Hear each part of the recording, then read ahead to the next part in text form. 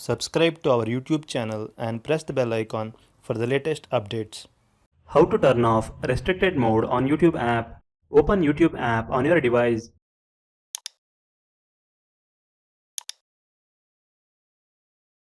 Log into your YouTube account if you are not already logged in. Tap on your profile picture at the bottom right corner of the page.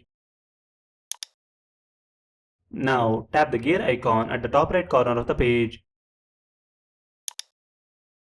In the settings page, tap on General Settings. Scroll down to bottom of the page. As you can see, restricted mode is turned on. To turn it off, just toggle the button next to it. That's it, restricted mode is turned off. This is how you can turn off restricted mode on YouTube app. Thank you for watching.